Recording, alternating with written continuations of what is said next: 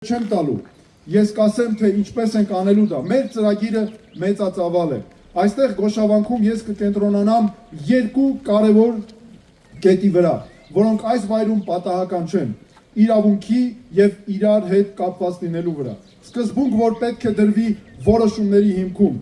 և ոչ թե կամ, և մարդու իրավունքներ, և զորեղ պետություն, և Երևան, և մարզեր, և ավանդույթ, և զարգացում, Հայաստանը չափազանց երկար ժամանակ ստիպված է եղել ընտրել միայն մեկը, մենք վերացնելու ենք և վերցնելու ենք երկուսը միասին, Գոշն իր ժողովածուն գրեց ոչ թե գրադարանի, այլ կյանքի համար, այսօր Հայաստանում իբր թղթի վրա կա օրենք, բայց կյանքում այն իրականում չկա, իրական անկախ դատարան հաճախ չկա էլ, կա հրաման, կա զանգ, կա լոյալություն, Շատերը կորցրել են վստահությունը պետության, արդարության, նույնիսկ վաղվա օրվա նկատմամբ, մենք ուզում ենք փոխել դա, մենք ասում ենք արդարությունը միայն դատարանների գործը չէ, դա նաև մեր վերաբերմունքն է իրար նկատմամբ, մեր պատասխանատվությունը, մեր խիղճը, եթե անարդարության առաջ լռում ենք, ավելի է այն մեծանում, արդարությունը մեր ընտրությունն է, ամեն օր, եթե պահանջում ենք արդարություն միայն մեզ համար, այն երբեք չի լինելու բոլորինը, Մենք հավատում ենք, որ օրենքը պետք է նույնը լինի բոլորի համար։ Մխիթար Գոշը զգուշացնում էր, ամենամեծ անարդարությունը սկսում է այնտեղ, որտեղ օրենքը դադարում է հավասար լինել բոլորի համար։ Երբ մեկը կանգնում է օրենքից վեր, նույն պահին փլուզվում է արդարությունը։ Իսկ երբ փլուզվում է արդարությունը, փլուզվում է վստահությունը, փլուզվում է պետությունը։ Պատահական չէ, որ մեր ընտրած կարգախոսն է արդարությունը գալիս է, որովհետև այնտեղ, որտեղ կա արդարություն, կա նաև ապագա։ Արդարությունը կյանքում գործող իրավունքն է, պաշտպանված իրավունք, սա հենց իրավաբանի աշխատանքն է, և ես ինձ համար ասում եմ, ես ինքս գիտեմ, ինչպես դա անել։ Հայաստանը չափազանց փոքր է, որպեսզի իրեն թույլ տա չգործող սեփականություն, ավերակներ, չօգտագործվող հողեր, տներ, որոնց պատուհանները տարիներով մեխված են։ Հաճախ դրանց սեփականատերերը չեն էլ պատրաստվում դրանք օգտագործել, մեկը գնացել է Մոսկվա, մյուսը Գլենդել։ Ցավոք, մի մասն էլ այնտեղից դեռ մեզ սովորեցնում է, թե ինչպես ապրենք մենք այստեղ։ Մենք կտանք այդ հնարավորությունը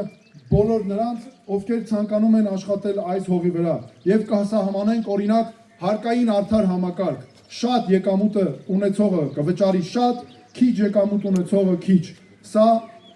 գործում է լիարժեք նաև աշխարհում։ Հայաստանը չափազանց փոքր երկիր է, որպեսզի չունենա լավ տրանսպորտային համակարգ,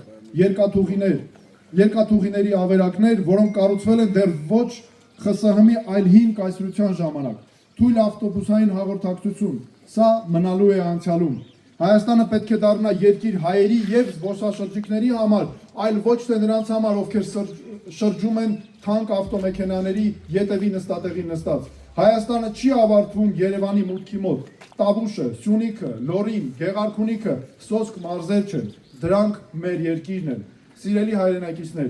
8 դար առաջ Մխիթար Գոշը գրում էր այն մասին, թե ինչպես կարող են հարևանները կողք կողքի ապրել։ Մենք դրան ավելացնելու ենք նաև ինչպես կարող են օգնել իրար և ինչպես դատարանով լուծել, իրական անկախ դատարանով լուծել վեճերը, որպեսզի Տավուշում կամ Սյունիքում ապրելը չնշանակի կտրված լինել երկրից, որպեսզի Հայաստանում մնալը լինի գիտակցված ընտրություն, այլ ոչ թե հարկադրված քայլ կամ դատավճիռ։ Մենք խոստանում ենք ոչ թե հրաշքներ, այլ ազնիվ աշխատանք, բավական է բարձր խոսել, պետք է ճշգրիտ աշխատել։ Եվ վերջում,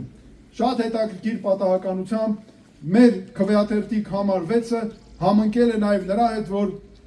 6-ն իրականում նաև Մխիթար Գոշի թիվն է, դատաստանագրքի թիվն է, դատաստանագրքի նախադրության 20-րդ գլխում Մխիթար Գոշն արձանագրում է, որ 6-ը առաջին կատարյալ թիվն է, և իհարկե 6 օրերի ընթացքում Աստված արարեց երկինքն ու երկիրը, լույսը, երկնային հաստատություն, ցամաքը, բուսականությունը, լուսատուները, ջրային և թռչող կենդանիները, իսկ 6-րդ օրը մարդուն, և սա իհարկե պատահականություն չէ։ Մենք խնդրում ենք, որպեսզի մեր քաղաքացիները քվեարկեն մեր օգտին, հունիսի 7-ին, քվեաթերթիկ համար 6, արդարությունը գալիս է։